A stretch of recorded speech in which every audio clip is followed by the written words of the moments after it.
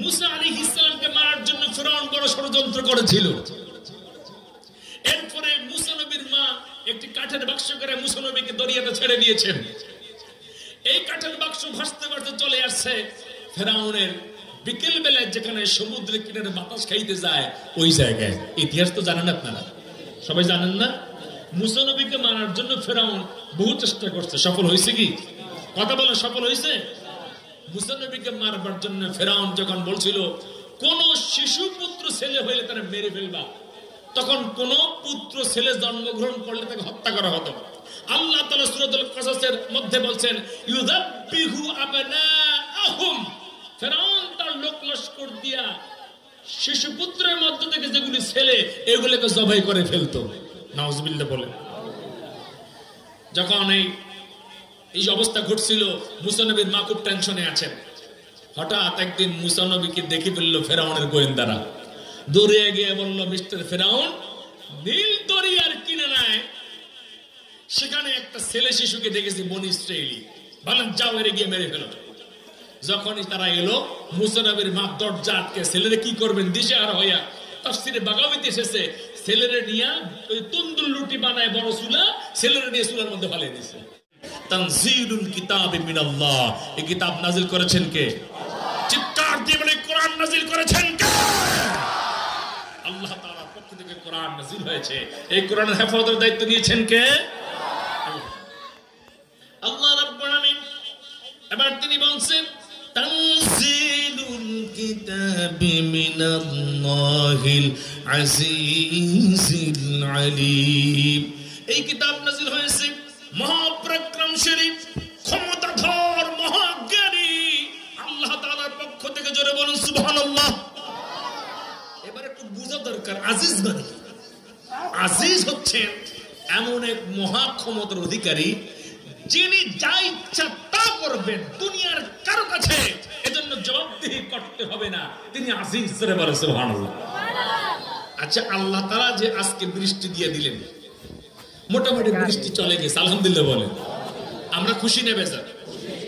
আমাদের হাওলাদার সাহেব উনিও কিন্তু খুশি, ভিতরে ভিতরে কিন্তু মহা খুশি, আলহামদুলিল্লাহ বলেন। কিন্তু 6 তারিখ থেকে মাহফিল শুরু হওয়ার কথা ছিল, ওই দিন যখন বৃষ্টি আসছে আমাদের কি করার কিছু ছিল? কথা বলেন ছিল? ওই দিন সারা বাংলাদেশে কোনো বক্তা মাঠে ওয়াজ করতে পারে নাই। আমি আপনাদের দাওয়াতে মেহমান, আমি কি করবো? আমি ঘরে বসে রয়েছি। মাঠে মাহফিল করার কোন ব্যবস্থা ছিল না। গোটা দেশ ব্যাপী ময়দানে কোথাও কিন্তু মাহফিল হয়নি। যা হয়েছে টুকটাক মসজিদের ভিতরে, মাদ্রাসার ভিতরে, সাইকেল শেল্টারের নিচে এভাবে হয়েছে। তাহলে ওই দিন যে বৃষ্টি দিয়ে দিলেন আল্লাহ তাআলা, আমরা কি এই জন্য কোনো কোর্টে গিয়ে থানায় গিয়ে মামলা করতে পারবো? কিন্তু আচ্ছা বলেন দেখি, হাওলাদার সাহেবের এই মাহফিলে 6 তারিখে বৃষ্টি না হয়ে যদি এমন অবস্থা হইতো, কেউ আসিয়া পাশে পানির একটা পাম্প লাগিয়া পানি দিয়ে গোটা জায়গাটারে পানি দিয়ে ভরে দিছে, ওই ব্যাটারা ঠিক রাখতে হাওলাদার সাহেব নাচাইতো কিনা ধরিয়া? কথা বল, নাচাইতো কিনা? জনগণ নাচাইয়া দিত, কিন্তু উনি না, গোটা পাবলিক সহ। তার মানে হচ্ছে মানুষ যদি কিছু করে, অন্য কেউ যদি কিছু করে জবাবদিহি করতে হয়। কিন্তু মহান আল্লাহ এমন এক পরাক্রমশালী, যা ইচ্ছা তা করবেন, দুনিয়ার কারো কাছে জবাবদিহি করতে হবে না। কথা বলে ঠিক কিনা? কত বড় বড় রাষ্ট্রপ্রধানগণ মুহূর্তের মধ্যে হায়াত শেষ হয়ে গেছে, করার কিছু নাই। আদরের সন্তান চোখের সামনে থেকে করোনা ভাইরাসের সব বিদায় নিয়েছে, করার কিছু নেই। কথা বলেন ঠিক কিনা? ভূমিকম্প হলো 26শে নভেম্বর, চট্টগ্রামে 2টি বিল্ডিং ভেঙে কাঠ হয়ে গেল, ভবনের মালিকের করার কিছু ছিল না। কথা বলেন ঠিক কিনা? জলোচ্ছ্বাস হচ্ছে, 10 ফুট 15 ফুট উচ্চতা হয়ে পানি এসে সব জনসমৃদ্ধ এলাকাকে প্লাবিত করে দিচ্ছে, করার কিছু নাই। 10 নম্বর রেড সিগন্যাল, ট্রলারগুলিকে, নৌকাগুলিকে পানির মধ্যে ডুবিয়ে দেয়, করার কিছু নাই। কথা বলেন ঠিক কিনা? তাহলে আজিজ তিনি, পরাক্রমশালী তিনি, জলে স্থলে অন্তরিক্ষে যা ইচ্ছা তা করবেন, কাউকে জবাবদিহি করতে হবে না। তিনি আজিজ। জোরে বলেন সুবহানাল্লাহ। আল ইজ্জু ফি মুলকিহি ওয়া যুল ইন্তিকাম, যিনি প্রতিশোধ গ্রহণ করতে পারেন এবং তিনি যা ইচ্ছা তা করতে পারেন, এমন এক মহাকর্তৃত্বের অধিকারী, ক্ষমতার অধিকারী যিনি, তাকেই বলা হয় আজিজ। জোরে বলেন সুবহানাল্লাহ। আল্লাহ বুঝিয়ে দিলেন এই কিতাবটা যে আমি নাজিল করলাম, আমি যা ইচ্ছা তা করতে পারি, আমি ড্যাম কেয়ার। অতএব যেখানে ইচ্ছে বাড়াবাড়ি করে, এই জায়গায় বাড়াবাড়ি করো না, তাহলে আমি আল্লাহ একেবারে ফাইনাল করে দিব। আল্লাহ আকবার। আর জোরে বলেন আল্লাহু আকবার। আরেকবার বলেন আল্লাহু আকবার। এর নাম ঈমান। প্রিয় সুধী, এরপর আল্লাহ বলছেন যে আল্লাহ আমি কোরআন নাজিল করেছি আল আলিম, আমি মহাজ্ঞানী। আল্লাহ কি? জোরে আল্লাহ তাআলা মহাজ্ঞানী। আমাদের জ্ঞান আর কতটুকু? কিন্তু এই আমাদেরকে ছোট্ট জ্ঞান দিয়েছেন আল্লাহ বলেন ওয়ামা উতিতুম মিনাল ইলমি ইল্লা কালিলা, তোমাদেরকে যে ইলম দেওয়া হয়েছে তো অল্প সামান্য জ্ঞান। সুবহানাল্লাহ বলেন। প্যাসিফিক ওশেন, প্রশান্ত মহাসাগর, ওর মধ্যে যদি কেউ একটা সুই ঢুকে, ছোট্ট সুই, সুইয়ের মাথায় কয় লিটার পানি উঠবে? কথা বলেন। সুই চিনে? সুই, একটা সুই যদি সাগরের মধ্যে চুবায়, উপরের দিকে উঠায়, সুইয়ের মাথায় কতটুকু পানি উঠবে? অতি অল্প না?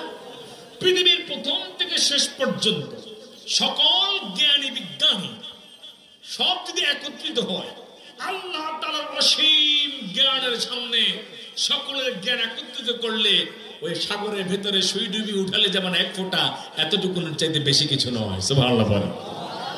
এই এতটুকুন দিয়ে করলো কি? মাটির নিচে চলে যাচ্ছে। সুবহানাল্লাহ বলেন। আর যারা বলে সুবহানাল্লাহ। উপরে মহাশূন্যের দিকে উঠছে। আপনার মোবাইলে, আপনার পকেটে মোবাইল সেট, আমার পকেটে মোবাইল সেট, একখানা মাহফিলের ছবি ধারণ করে এখানে একটা শুধু খালি বাটনে ক্লিক করলো কিংবা স্ক্রিনে টাচ করলো, মুহূর্তের মধ্যে মাহফিলের ছবিটা সেখানে চলে গেল। ঠিক কিনা? ধরবেন ঠিক কিনা? এরপরে এখানে কি হচ্ছে? ফেসবুকে ঢুকে লাইভে অন করে দিল, শুধু খালি সুইচটা টিপ দিল বা স্ক্রিনে চাপ দিল, মুহূর্তের মধ্যে টোটাল মাহফিলটা সম্প্রচারিত হচ্ছে সরাসরি। কথা বলেন ঠিক কিনা? এরপরে এখানে বসে আছে, আমেরিকায় বসে, নাসার অফিসে বসে এই স্যাটেলাইট গুলি যে কোথায় কোথায় কিভাবে ঘুরছে, স্পেসে মহাকাশ যানগুলি কোনটা কোন জায়গায় আছে, চাঁদের দেশে যাচ্ছে, মঙ্গল গ্রহে যাচ্ছে, এই ফ্রান্সে বসে বসে, আমেরিকা বসে বসে এগুলি সবগুলিকে কন্ট্রোল করছে। জোরে বলেন সুবহানাল্লাহ। বাংলাদেশ বঙ্গবন্ধু স্যাটেলাইট উৎক্ষেপণ করেছে, সেটি এখন রয়েছে মহাশূন্যে। তো এই যে এখন তার নির্দিষ্ট স্পেসে আছে, গাজীপুরে সেখানে মহাকাশ স্টেশন যেখানে রয়েছে, এখানে বসে বসে কম্পিউটারের সামনে বসে বসে উপরে থাকা বঙ্গবন্ধু স্যাটেলাইটকে নিয়ন্ত্রণ করছে। সুবহানাল্লাহ বলেন। কোথায় উপরে রয়েছে? ফ্রান্স গভর্নমেন্টের সহায়তায়, বাংলাদেশের অর্থায়নে এটাকে উপরে উৎক্ষেপণ করলো। কোন দিন কতটা, কত মিনিট, কত সেকেন্ড উঠলো, কতটুকু যাচ্ছে, এখানে বসে বসে সব দেখতেছিল। সুবহানাল্লাহ বলেন। আপনার পানির নিচে সাবমেরিন, এটা পানির নিচে এক দেশের সাবমেরিন আরেক দেশের সাবমেরিন, যুদ্ধ চলছে, উপরে কেউ টের পায় না, পানির তলা যুদ্ধ চলছে। সুবহানাল্লাহ বলেন। তাহলে এই যে পানির তলা যুদ্ধ চলছে, মহাশূন্য স্যাটেলাইট ঘুরছে, আপনার হাতে মোবাইল, মুহূর্তের মধ্যে গোটা বিশ্বটা আপনি দেখতে পাচ্ছেন। ওই যে কাজী নজরুলের কথা, থাকবো না বদ্ধ করে, দেখবো এবার জগৎটাকে কেমন করে ঘুরছে মানুষ, যুগান্তরের ঘূর্ণি পাকে। কথা বলেন ঠিক কিনা? তিনি বলেছিলেন বিশ্বটাকে দেখবো আমি আপন হাতের মুঠোয় পড়ে। আজকে একটা মোবাইল সেট, মুহূর্তের মধ্যে গোটা বিশ্ব আপনার হাতের কাছে। কথা বলেন ঠিক কিনা? আপনি কোন জায়গাটা দেখতে চান? আপনি মক্কা মুকাররমায় কি চলছে দেখতে চান? আপনি টিভি চ্যানেলে ঢুকে মক্কা মুকাররমা এই চ্যানেলটা আপনি অন করে দেন, মুহূর্তের মধ্যে দেখবেন কাবা ঘরে কারা তওয়াফ করতেছে। সুবহানাল্লাহ বলেন। আপনার মদিনা মুনাওয়ারা দেখতে মন চায়, মদিনা চ্যানেল আপনি এখানে সেভ করে নেন। আপনার ন্যাশনাল জিওগ্রাফি দেখতে মন চায় যে আফ্রিকার জঙ্গলে কি কি প্রাণী আছে, আপনি সেখানে ওয়ার্ল্ড ওয়াইড এই যে এগুলি সব আপনি দেখতে পাবেন। এক কথা, ভালো আছে মন্দ আছে, আপনাকে ভালোটা বাছাই করে নিতে হবে, মন্দটা থেকে আপনাকে দূরে থাকতে হবে।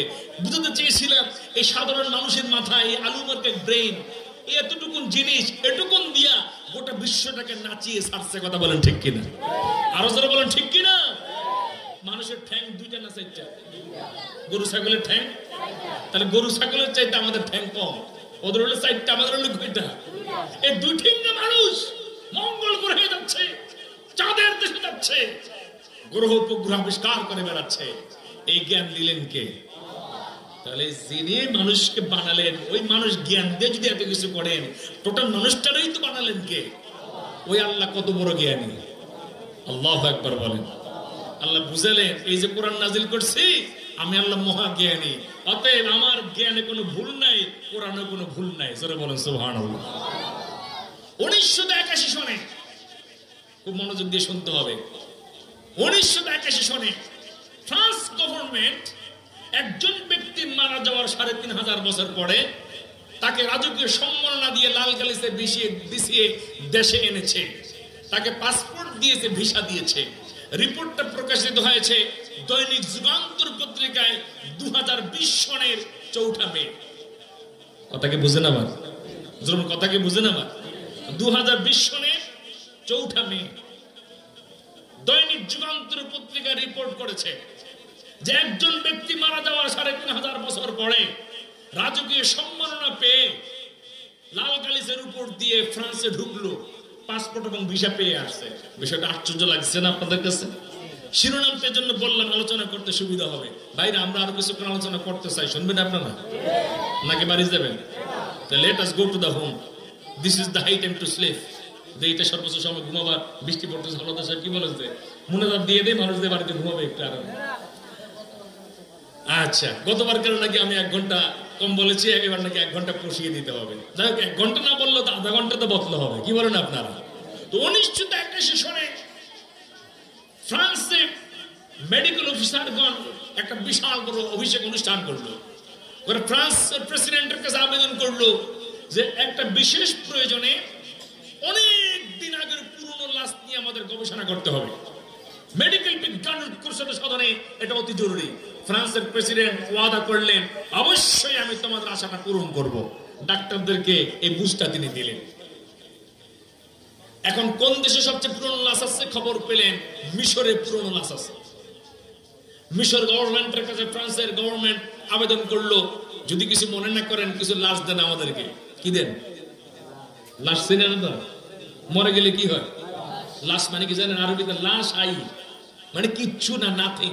লাশ আই কিছুই না। একটা মানুষ মরে গেলে ওর কোনো কাম নাই, আছে কিছু? কথা বলেন, আছে কিছু? এখন 1981 সনে ফ্রান্স সরকারের আবেদনে মিশর সরকার মিশরের জাদুঘর থেকে বিভিন্ন পিরামিডের আড়াল থেকে কিছু সংরক্ষণ করে রাখা লাশ পাঠালো ফ্রান্সের উদ্দেশ্যে। বিমানে করে যখন লাশগুলি নামে, মিশরের গভর্নমেন্ট জানিয়ে দিল এখানে একটা লাশ আছে। এই লোকটা একসময় মিশরের প্রেসিডেন্ট ছিল, নাম তার সেকেন্ড রামিসাস মিস্টার ফেরাউন। কি নাম? দ্বিতীয় রামিসাস, ওর উপাধি ছিল ফেরাউন। এ নামছে, এই যখন বিমান থেকে নামছে, যখন যেহেতু একসময় মিশরের প্রেসিডেন্ট ছিল, এই জন্য লাল গালিচা বিছিয়ে দিছে। কি বিছিয়ে দিছে? শয়তান ফেরাউনের জন্য কি বিছিয়েছে? কথা বল না কেন? কি বিছিয়েছে? লাল গালিচা বিছিয়ে দিছে। মিস্টার ফেরাউনের কফিনটা ধরে ওখানে এটার উপর দিয়ে নিয়ে নেওয়া হলো। এই মিস্টার ফেরাউনের জন্য স্পেশাল ভাবে ভিআইপি পাসপোর্ট ভিসা করা হয়েছে। কি পাসপোর্ট? ভিআইপি। কথা বল না কি? বাংলাদেশ ইমিগ্রেশন কাউন্টারে বিমানবন্দরে যখন যাবেন, সেখানে দেখবেন সাধারণ যাত্রীদের জন্য এক ধরনের ব্যবস্থা, ভিআইপিদের জন্য এক ধরনের ব্যবস্থা, সিইপিদের জন্য আরেক ধরনের ব্যবস্থা। আমরা যারা সাধারণ মানুষ, আপনারা চিনেন, কিন্তু তাকে আমাদেরকে চিনে কে? ওখানে যখন ঢুকবেন, আপনারা পরীক্ষা নিরীক্ষা করতে করতে আঙ্গুল এখান দিয়ে চাপ দিবে, এখান দিয়ে চাপ দিবে, আপনার চেহারাটার কতভাবে যে দেখবে কম্পিউটারের মধ্যে আল্লাহই জানে। কিন্তু ভিআইপি যারা একখানা পাসপোর্ট নিয়ে যখন যাবে, ওদের কার্ড দেখলেই ওদেরকে হ্যাঁ চলো খালাস। এখন মিশরের প্রেসিডেন্ট মিস্টার ফেরাউন সে যখন আসলো, তার জন্য ভিআইপি সিআইপি পাসপোর্ট ভিসার ব্যবস্থা করতে সে আসছে। মেডিকেল অফিসারদের যিনি প্রধান সার্জন, নাম তার ডক্টর মরিস বুকাইলি, তিনি এই মেডিকেল অফিসারদের নেতৃত্ব দিচ্ছেন। লাশ আনার পরে লাশ নিয়ে তিনি গবেষণা করতেছিলেন। সুবহানাল্লাহ বলেন একটু। লাশ নিয়ে যখন গবেষণা করছে, হঠাৎ করে তিনি খেয়াল করলেন মাইক্রোস্কোপ যন্ত্র দিয়ে দেখা যাচ্ছে ফেরাউনের ডান গালে ছোট্ট একটা হাতের চাপ, বাম গালে বড় একটা হাতের ছাপ। আল্লাহু আকবার বলেন। মানে কে যেন এরে এই গালে একটা থাপ্পড় দিছে, কে যেন তার বাম গালে একটা থাপ্পড় দিছে। আল্লাহু আকবার বলেন। এখন ডক্টর মরিস বুকাইলির মাথায় ধরে না, ডান গালে ছোট্ট একটা বাচ্চার হাতের ছাপ, বাম গালে বড় একজন মানুষের হাতের ছাপ, চপেটাঘাতে চুপাড়ের আঘাতের দাগ। সুবহানাল্লাহ বলেন। চিন্তা করলো তাহলে লাশ পাওয়ার পরে বোধহয় কেউ এরে নিয়ে ঝামেলা করছে। এবার এই ছাপ কত বছর আগে, এজন্য আলাদাভাবে এবার গবেষণা চালালো, পরীক্ষা নিরীক্ষা করলো। পরীক্ষায় ভেসে এলো এই দাগ 3116 বছর আগের দাগ। আল্লাহু আকবার বলেন। সব রেজাল্ট চলে আসে। এই যে বিভিন্ন জায়গায় লাশ পচে যায় নদীতে, খালে বিলে, এগুলো পুলিশ নিয়ে উঠায়। এরপর একটা স্পেশাল কিন্তু টেস্ট হয়। টেস্ট করলে এরা বের করতে পারে এই লাশটা কতদিন আগে, কতদিন আগে মারা গেছে। অটোমেটিক এখানে মেশিনে ভেসে আসে যে এটা 30 দিন, 90 দিন, 1 বছর, 2 বছর, 20 বছর, 50 বছর, টোটাল মেশিনে সব সিগন্যাল দিয়ে দিয়ে। সুবহানাল্লাহ বলেন। আচ্ছা, এই যে আমি বারবার খালি কথাটা বলি, দেখেন মানুষ এই যন্ত্র আবিষ্কার করলো, মানুষের ব্রেন দিল কে? আর তাহলে যেই আল্লাহ মানুষটা বানালে তিনি কত বড় জ্ঞানী, তিনি কত মহাজ্ঞানী। সুবহানাল্লাহ বলেন। এবার ডক্টর মরিস বুকাইলি লাশের 2 গালের 2টা থাপ্পড়ের কোনো সমাধান মিলতে পারছেন না, কিন্তু 3116 বছর আগে এর গালে থাপ্পড় দিবে কে? সুবহানাল্লাহ বলেন। এবার তিনি আবার টেনশনে পড়ে গেলেন। মিশর থেকে আনা অন্যান্য লাশগুলি বিশেষ প্রক্রিয়া সংরক্ষণ করে রাখা হয়েছে, বিভিন্ন ধরনের মেডিসিন প্রয়োগ করা আছে, মাথার তালু থেকে পা পর্যন্ত। নাকের মধ্যে এক ধরনের মেডিসিন, পেটের মধ্যে এক ধরনের মেডিসিন, শরীরের অন্যান্য অঙ্গ প্রত্যঙ্গ অন্যান্য ধরনের মেডিসিন প্রয়োগ করা। কিন্তু এই মিস্টার ফেরাউনের লাশের মধ্যে কোনো মেডিসিন নাই, অথচ অন্যান্য লাশগুলি থেকে এই লাশটা সবচেয়ে বেশি সুরক্ষিত, সংরক্ষিত। সুবহানাল্লাহ বলেন। এবার তিনি গবেষণা চালিয়ে শরীরের মধ্যে সামুদ্রিক লবণ আবিষ্কার করলেন। চিন্তা করলেন অন্যান্য লাশেও কিছু লবণ আছে, যেটা নাকের মাঝখানের অংশটাকে ছিদ্র করে ভেতরে ঢুকিয়ে দেওয়া হয়েছে, ভেতরটাকে তরল রাখার জন্য। এবার এই ফেরাউনের লাশের সঙ্গে থাকা সেখানে লবণগুলি নিয়ে গবেষণা করলেন। গবেষণা করে দেখলেন হ্যাঁ, 3116 বছর আগের লবণ। সুবহানাল্লাহ বলেন। এবার ডক্টর মরিস বুকাইলি টেনশনে পড়ে গেলেন। তিনি তার খাতা লিখলেন, ওর গায়ের লবণগুলি 3116 বছর আগে, ওর বাম গালে থাপ্পড়ের দাগ যেটা, এটাও 3116 বছর আগে, ডান পাশের গালের দাগটা এর চেয়ে আরো কয়েকশো বছর আগে। সুবহানাল্লাহ বলেন। হিসাব মিলে না, হিসাব মিলাতে পারছেন না, টেনশন করছেন। ঘটনায় রাতের বেলায় তিনি পায়চারি করছেন। তারও একজন সহকারী ডাক্তার বললেন, স্যার আপনি খুব টেনশনে আছেন। বললেন একটা লাশ দেখে, পৃথিবীতে বহু লাশ নিয়ে গবেষণা করেছি, রেজাল্ট মিলেছে, কিন্তু মিশর থেকে আনা একটা লাশ নিয়ে গবেষণা করার রেজাল্ট মিলছে না। বললেন স্যার কি আছে ওখানে? বলে ওর শরীরে লবণ আছে, ওর গালে থাপ্পড়ের আঘাত আছে, হিসাবে বলছে, মেশিনে বলছে এটা প্রায় 3500 বছর আগের কারবার। লোকটা হেসে দিয়ে বলল, স্যার আপনি তো আল্লাহ তাআলাকে বিশ্বাস করেন না, আপনি তো কোরআন কারীমকে বিশ্বাস করেন না, আপনি নাস্তিক মানুষ, এই জন্য আমি বলতে ভয় পাই। যদি আপনি আমাকে নির্ভয় দেন, আমি এই ব্যাপারে একটা তথ্য আপনাকে দেব। বলুন তুমি তথ্য দেবে কোত্থেকে? আমার সব জ্ঞান বিজ্ঞান, আমার সব গবেষণা পর্যবেক্ষণ সব শেষ হয়ে গেল, নিষ্ক্রিয়, তুমি দিবা তথ্য? বলল হ্যাঁ, আমি আল্লাহতে বিশ্বাস, আমি মুসলিম। আল্লাহ তাআলা আমাদের জন্য একটা কিতাব নাযিল করেছেন, নাম তার কোরআন। যারা বলেন সুবহানাল্লাহ। বললেন আচ্ছা তোমার এই কোরআন নাযিল হয়েছে কত বছর আগে? বলে আজ থেকে প্রায় 1450 বছর আগে। সুবহানাল্লাহ বলেন। 1981 সনের ঘটনা, 1981 সনের ঘটনা। বলল আচ্ছা। এবার বলল মিশর সরকার এই লাশ পেয়েছে 1880 সনে। একটা দরিয়ার কিনারায় একটা জায়গা খনন করছিল, খননের সময় লাশটা পাওয়া গিয়েছে। তার মানে এ তো লোহিত সাগরের বাহারে কুলজুম অঞ্চলে এরা আল্লাহ ডুবে মারছিলেন, ও পানির মধ্যে এরকম ভাবে ছিল। এরপরে এটা বালির উপর আস্তর পড়তে পড়তে লুকিয়ে ছিল, মানুষের দৃষ্টির আড়ালে ছিল প্রায় 3000 বছর। এরপরে 1880 সনে এই লাশটাকে পাওয়া গিয়েছে খনন কার্য পরিচালনার সময় মিশর সরকারের আন্ডারে। এবার বলল লাশ পাওয়া গেল মিশরে 100 বছর আগে, তোমার কোরআন নাযিল হলো প্রায় 1500 বছর আগে। লাশের ব্যাপারে গবেষণা করে দেখলাম এই লাশ 3500 বছর আগে। আচ্ছা বলো দেখি তোমার কোরআনে আছে এটা কি? জোরে বলেন সুবহানাল্লাহ।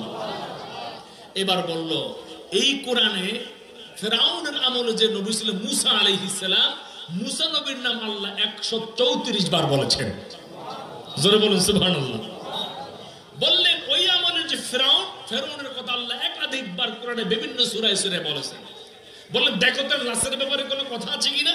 বলে হ্যাঁ, এর যখন দরিয়ায় ডুবে আল্লাহ মারেন তখন আল্লাহ তাআলা জানিয়ে দিয়েছেন ফালইয়াউমা নুনাজ্জিকা বিবাদানিকা লিতাকুনা লিমান খালফাকা আয়া। ও ফেরাউন রে, তোর লাশটাকে আমি আল্লাহ তাআলা সংরক্ষণ করে রাখবো কিয়ামত পর্যন্ত, যাতে করে খোদাদ্রোহী, ইসলামদ্রোহী, ইসলাম বিদ্বেষীরা তোকে দেখে দেখে যেন শিক্ষা গ্রহণ করতে পারে। নারে তাকবীর। ডক্টর মরিস বুকাইলি হাত দুটি একত্রিত করে কোরআনের সামনে মাথাটাকে ঝুঁকিয়ে দিলেন, চোখ থেকে টপ টপ করে পানি পড়া শুরু হয়ে গেছে। আল্লাহু আকবার। বললেন, আমার চিন্তা চেতনা গবেষণা জ্ঞান ও বিজ্ঞান যেখানে গিয়ে শেষ হলো, আমি মনে করলাম সামনে আগাবার আর কোনো পথ আমার নাই। ঠিক সে সময় তোমার আল্লাহর পক্ষ থেকে নাযিলকৃত কোরআন আমাকে পথ দেখিয়ে দিল যে এই লাশটা কিভাবে কখন কোথায় রয়েছে এবং কে তিনি এটাকে সংরক্ষণ করছেন। অবশ্য অজানা যে মালিক তিনি এটাকে সংরক্ষণ করছেন, যারা বলে সুবহানাল্লাহ। এবার বললেন, আমাকে আরো কিছু শোনাও দেখি। এবার তিনি বললেন, মরিস বুকাইলি বললেন, এই লাশের ডান গালে ছোট্ট একটা হাতের দাগ, বাম গালে বড় একটা হাতের দাগ দেখা যায়। বললেন, স্যার আপনি যদি কিছু মনে না করেন তো কোরআনের সবচেয়ে উত্তম ব্যাখ্যা হল হাদিস শরীফ। মুসলিম শরীফের হাদিসে এসেছে, এই ফেরাউন যখন তাকে দরিয়া ডুবিয়ে মারা হয় তখন সে ছলে বলে কৌশলে চেয়েছিল ঈমানটা গ্রহণ করতে, কিন্তু আল্লাহর সিদ্ধান্ত ওরে আল্লাহ ঈমান গ্রহণের সেই তৌফিক দিবেন না। এই জন্য আল্লাহ নির্দেশ দিলেন, দরিয়ার তলের বালি উঠাইয়া ওর মুখের মধ্যে ঢুকিয়ে দাও। জিব্রাইল আমিন দরিয়ার তল থেকে বালি এনে ফেরাউনের গালের মধ্যে ঢুকিয়ে দিলেন। ওর যখন এরপরে বলতে চাইছিল, ঠাস করে থাপ্পড় দিলেন বাম গালে। এটা হাদিসে রয়েছে। আল্লাহু আকবার বলেন।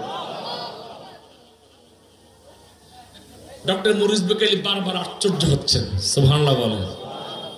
এরপরে বললেন, ইতিহাস এটা বলে মুসা আলাইহিস সালামকে মারার জন্য ফেরাউন বড় ষড়যন্ত্র করেছিল। এরপরে মুসা নবীর মা একটি কাঠের বাক্স করে মুসা নবীকে দরিয়াতে ছেড়ে দিয়েছেন।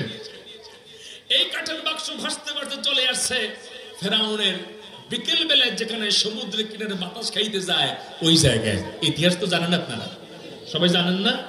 মুসা নবীকে মারার জন্য ফেরাউন বহু চেষ্টা করছে, সফল হয়েছে কি? কথা বলে সফল হয়েছে? মুসা নবীকে মারবার জন্য ফেরাউন যখন বলছিল কোন শিশু পুত্র ছেলে হইলে তারা মেরে ফেলবা, তখন কোন পুত্র ছেলে জন্মগ্রহণ করলে তাকে হত্যা করা হতো। আল্লাহ তাআলা সূরাতুল কাসাসের মধ্যে বলছেন, ইউযাব্বিহু আবনাআহুম, ফেরাউন তার লোক লস্কর দিয়া শিশু পুত্রের মধ্য থেকে যেগুলি ছেলে এগুলোকে জবাই করে ফেলতো। নাউজুবিল্লাহ বলে। যখন এই অবস্থা ঘটছিল, মুসা নবীর মা খুব টেনশনে আছেন। হঠাৎ একদিন মুসা নবীকে দেখে ফেললো ফেরাউনের গোয়েন্দারা। দৌড়ে গিয়ে বলল, মিস্টার ফেরাউন, নীল দরিয়ার কিনারায় সেখানে একটা ছেলে শিশুকে দেখেছি, বনি ইসরাইলি। বলেন যাও এর গিয়ে মেরে ফেলো। যখনই তারা এলো, মুসা নবীর মা দরজা আটকে, ছেলেরে কি করবেন দিশেহারা হইয়া তাফসীরে বাগাওয়িতে এসেছে, ছেলেরে নিয়ে ওই তন্দুর রুটি বানায় বড় চুলা, ছেলেরে নিয়ে চুলার মধ্যে ফালিয়ে দিছে। ফালিয়ে দিয়ে উপরে ঢাকনা দিয়ে দিছে। আপনারা বুঝেন তো, তন্দুর রুটি যে চুলায় বানায় আটাগুলি ভিতরে দিয়েই তো মুখটা আটকে দেয় না কিছুক্ষণের জন্য।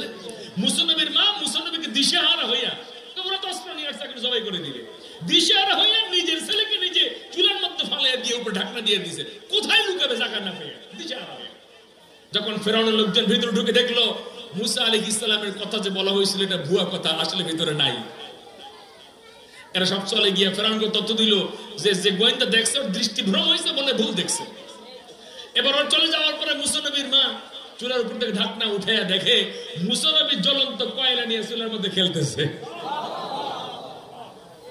বিকেলে বাচ্চারা যখন মাঠে খেলাধুলা করে, মা যেভাবে বাচ্চাকে কোলে তুলে বালিগুলি ঝাড়ে, মুসা নবীর মা মুসা নবীকে ওখান থেকে ধরে এই জ্বলন্ত অঙ্গারগুলিকে ঝাড়তেছে। ওনার কাছে মনে হলো সফট সফট নরম নরম, যারা বলে সুবহানাল্লাহ। ভাই আগুনকে নিয়ন্ত্রণ করেন কে? ইব্রাহিম নবীকে ফেলে দিয়েছে, আগুনকে আল্লাহ কি অর্ডার দিয়েছেন জানেন তো? ইয়া নারু কুনি বারদাম ওয়া সালামান আলা ইব্রাহিম, এই আগুন ইব্রাহিমের জন্য ঠান্ডা এবং আরামদায়ক হয়ে যাও।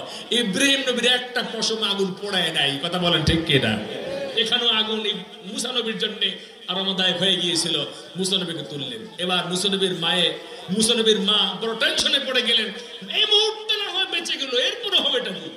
আল্লাহ তাআলা মুসা নবীর মায়ের অন্তরে ঢেলে দিলেন, ছেলেটাকে একটা কাঠের বাক্সার মধ্যে ঢুকাইয়া দরিয়ায় দিনের বেলা রাখবা, রাত্রে এনে এনে বাসার মধ্যে দুধ পান করাইবা, নিজের কাছে রাখবা। সুবহানাল্লাহ বলে।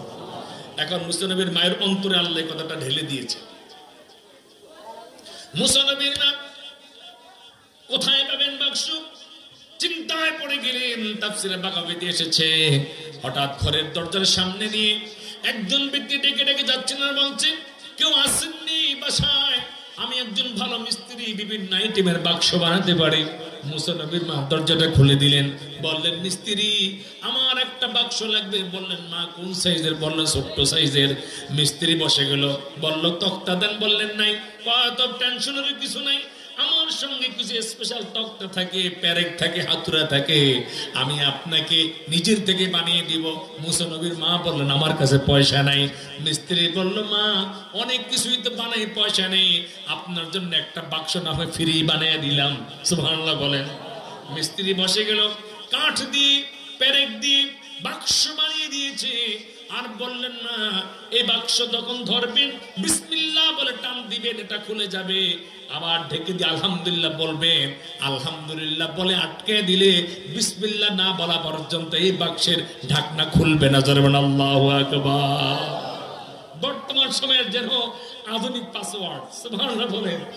বিসমিল্লাহ দিয়ে খুলে, আলহামদুলিল্লাহ দিয়ে ক্লোজ হয়ে যায়। সুবহানাল্লাহ বলেন। বাক্সটা বানিয়ে দিয়েছে। তাফসীরে আসছে যে মিস্ত্রি বাক্স বানাইছিলেন দুনিয়ার মিস্ত্রি না, ইনি ছিলেন আল্লাহর পক্ষ থেকে প্রেরিত জিবরাইল আলাইহিস সালাম। বাক্সের মধ্যে দিয়ে দিয়েছে। মুসা আলাইহিস সালামের মা প্রতিদিন বিসমিল্লাহ বলে ঢাকনাটা উঠিয়ে মুসা নবীকে রাখে দিনের বেলা, আর বিকেল বেলায় তিনি এই ঢাকনাটা আবার তিনি খুলেন, মুসা নবীকে বাসায় আনেন। একদিন হঠাৎ করে তিনি দেখেন যে দরিয়ার কিনারায় বাক্স নাই, চলে গেছে একেবারে দরিয়ার মাঝখানে। কোথায় চলে গেছে? মুসা নবীর একজন বড় বোন ছিল, নাম তার কুলসুম। নাম কি? ক্বালাত লি উখতিহি কুসসিহি। মুসা নবীর মা মুসা নবীর বোনকে বললেন পেছনে পেছনে দেখো এটা যায় কোন দিকে। মুসা নবী বড় বোন কুলসুম দরিয়ার কিনারে কিনারে যাচ্ছে, বাক্স কিন্তু যাচ্ছে। যেতে যেতে ফেরাউনের রাজ দরবার থেকে নীল দরিয়ার দিকে যেখানে একটা বড় সিঁড়ি নেমেছে, বিকেলে ফেরাউনকে এসে মাঝে মাঝে এখানে রেস্ট করতো, ওই জায়গায় ওই সিঁড়ির কাছে গিয়ে বাক্সটা ঠাস করে বেজে পড়েছে। জোরে বলেন সুবহানাল্লাহ। ফেরাউন বলল আজব সুন্দর এক বাক্স কোত্থেকে এলো, উঠাও দেখি। লোকজন সব নিয়ে বাক্স উঠেছে ফেরাউনের সামনে। যেখানে বাঘের ভয় সেখানে, কথা বলেন, যেখানে বাঘের ভয় সেখানে। এবার অনেক লোকজন এলো, বাক্স খুলতে চায়, সক্ষম হলো না। বিবি আসিয়া, ফেরাউন নিজের রব বলে দাবি করছে, সবাই রব বলতো, আসিয়া কিন্তু রব বলতো না। কথা বলেন ঠিক কিনা? আসিয়া মাঝে মাঝে বলতো ফেরাউন তুমি কিসের রব? রব তো হলেন আল্লাহ তাআলা। জোরে বলেন সুবহানাল্লাহ। ওই আসিয়া মনে মনে তো তার আল্লাহর জব আছে, উনি আল্লাহর উপর ভরসা করে ধরলেন, যেই মাত্র অটোমেটিক ওনার স্ক্রিন টাচ পাইয়া উপরে ঢাকনাটা খুলে গেছে। জোরে বলেন সুবহানাল্লাহ। ফুটফুটে সন্তান মুসা নবী বিবি আসিয়াকে দেখে মুস্কি হেসে দিলেন। জোরে বলেন সুবহানাল্লাহ। মায়ের মমতা অন্তরে জাগলো, বাচ্চাটাকে নিয়ে কোলে মুখের সঙ্গে জড়ায় ধরলেন। ফেরাউন বলল হাযা হুয়া আদুহি, এটাই আমার সেই শত্রু হবে। কারণ চোরের মনে পুলিশ পুলিশ। কথা বলেন ঠিক কিনা? কথা বলেন না কেন? ঠিক কিনা? বিবি আসিয়া বলল এটা একটা কথা হলো, কোন থেকে কোত্থেকে না কোত্থেকে আসছে, এমন তো হইতে পারে অজানা একটা জায়গা থেকে আমাদের যদি কোনো বাচ্চা কাচ্চা নাই, হয়তো এটা একটা নেয়ামত, আমরা এটা গ্রহণ করি, এটা আমাদের পালক পুত্র হবে। সেটাও তো ঠিক, আমাদের যেহেতু কোনো বাচ্চা কাচ্চা নাই, এটা আমরা লালন পালন করি। আচ্ছা দেবো, আমার একটু কোলে দাও তো। যেই মাত্র ফেরাউনের কোলে দিয়েছে বিবি আসিয়া মুসা আলাইহিস সালামকে, মুসা নবী কোলে বসে বাম হাত দিয়ে দাড়িগুলি ধরে, ডান হাত দিয়ে ঠাস করে এক থাপ্পড়। আল্লাহু আকবার। এবার আসেন ঘটনা কি দেখেন। এখানে তাযকিরা কিতাবের মধ্যে উল্লেখ করা হয়েছে যে মুসা আলাইহিস সালাম থাপ্পড় দিলেন ফেরাউনের গালে। ফেরাউন মুসা নবীকে আসিয়ার কোলে দিয়ে আমি গেলাম রে, আমি গেলাম রে। বললো কি? আমার ভেতরে দাঁত মনে হয় একটু ঠিক নাই। বলে কি হলো? এত জোরে থাপ্পড়, আমার গাল যেন বাঁকা হয়ে গেছে, দাঁত যেন পড়ে গেছে।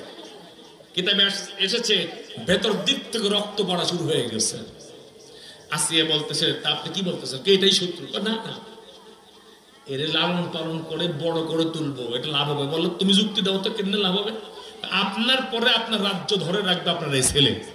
হাতে যদি শক্তি না থাকে, গায়ে যদি বল না থাকে, রাজ্য টিকাবে কি দিয়া? ফেরাউন বলে কথা তো ঠিক, কিন্তু মনে তো মানে না। জ্যোতিষীদেরকে ডেকে ডেকে বললো আচ্ছা দেখো তো এ আসলে আমার শত্রু কিনা। জ্যোতিষীরা বললো দুটা কাঁসার পাত্র আনেন, একটার মধ্যে কিছু ফুল ফল, আরেকটার মধ্যে জ্বলন্ত অঙ্গার রাখেন। এই বাচ্চা যদি জ্বলন্ত অঙ্গারের পাত্রে হাত দেয় তাহলে বুঝবেন যে আপনার টেনশনের কিছু নাই। এবার মুসা আলাইহিস সালামকে ছেড়ে দিয়ে সামনে পাত্র রাখা হলো।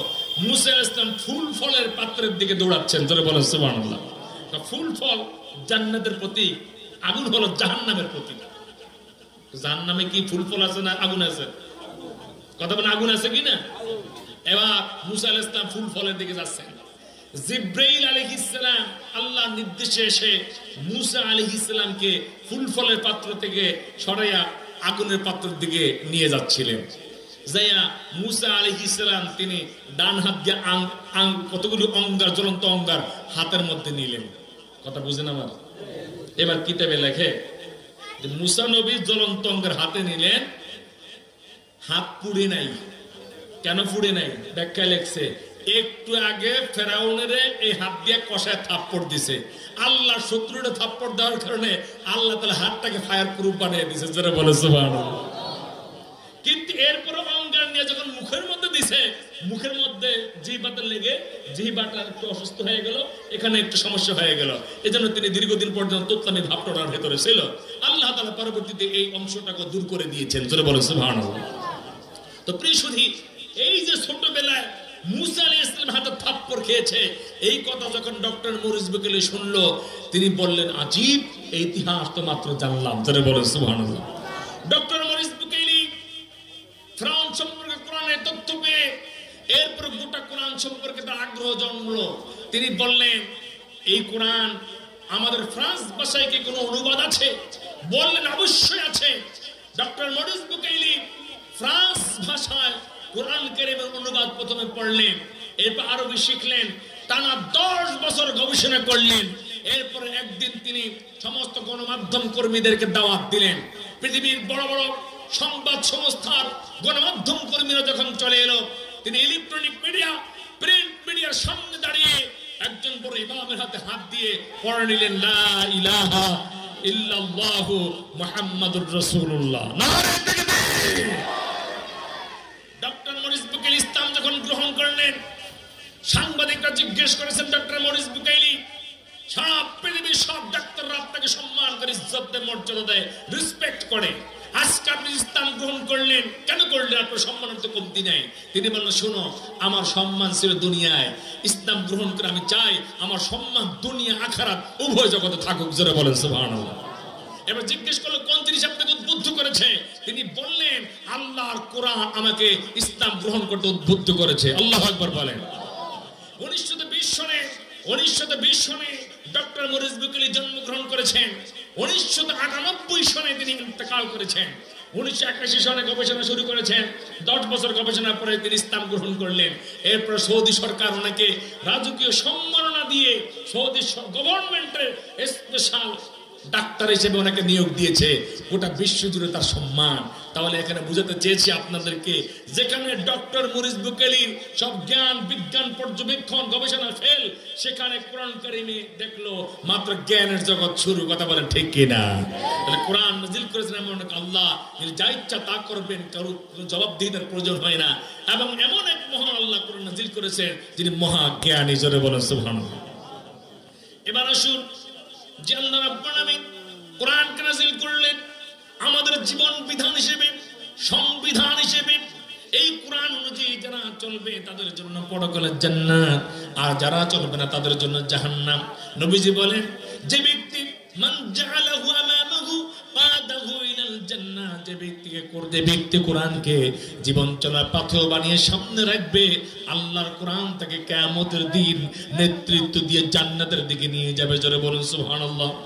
ওয়া মান জাআলাহু খালফাহু সাকাহু ইলান নার, যে ব্যক্তি কোরআনকে মর্যাদা দিবে না, সম্মান দিবে না, ইজ্জত দিবে না, কোরআন বিরোধী আমল করবে, এই কোরআন তাকে জাহান্নামে নিয়ে ছাড়বে। অতএব এবার মানুষ যেন বিমর্ষ হয়ে না যায়, হয়রান যেন হয়ে